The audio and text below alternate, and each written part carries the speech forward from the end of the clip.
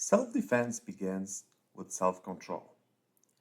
Have you ever wondered what the most important self-defense skill is? Many people think it's a punch. Others think it's a kick. Some believe it's knowing how to escape a hold or defend against an attacker.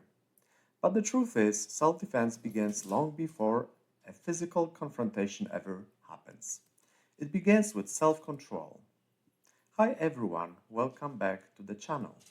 Today I want to talk about a lesson that many martial artists spend years learning, a lesson that can help you stay safer than any technique. And that lesson is self-control. When people first start martial arts, they often focus on the physical side of training. They want to learn how to strike harder, move faster, or defend themselves against an attack. Those skills are important. But if you look at the history of traditional martial arts, you will discover that the greatest masters were not known for their aggression. They were known for their discipline. Why? Because emotions can be dangerous. Think about it. How many fights start because someone lost control of their emotions? Someone gets angry. Someone feels insulted. Someone reacts without thinking. In many cases, the real danger isn't a lack of technique, it's a lack of self-control. A person who cannot control their anger can be manipulated. A person who cannot control their fear can panic. A person who cannot control their ego can make terrible decisions.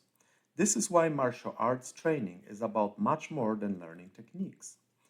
Every class gives us opportunities to practice self-control.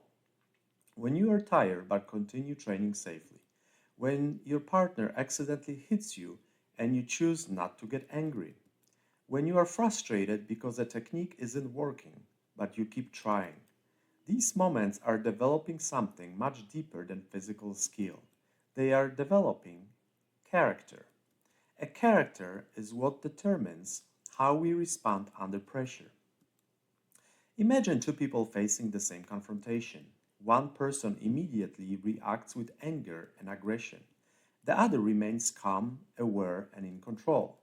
Who do you think has the better chance of making good decisions? The calm person. Because self-control creates options. When you are calm, you can walk away. You can de-escalate.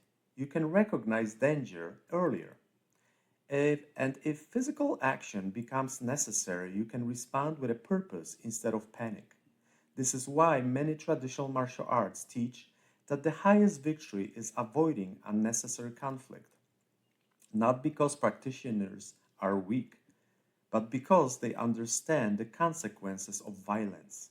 True strength is not proving that you can hurt someone. True strength is knowing that you don't have to.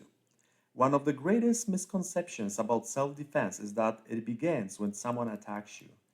In reality, self-defense begins with your mindset. It begins with your choices. It begins with your ability to stay calm when others lose control. The person who controls themselves is far more difficult to intimidate, manipulate, or provoke. That's real power. And that's why martial arts training can benefit every area of life, at work, at home, in relationships, and in stressful situations. Because the goal is not simply to become a better fighter, the goal is to become a better person. So the next time you think about self-defense, remember this. The first opponent you will ever face is not another person. It's your own fear, your own anger, your own ego.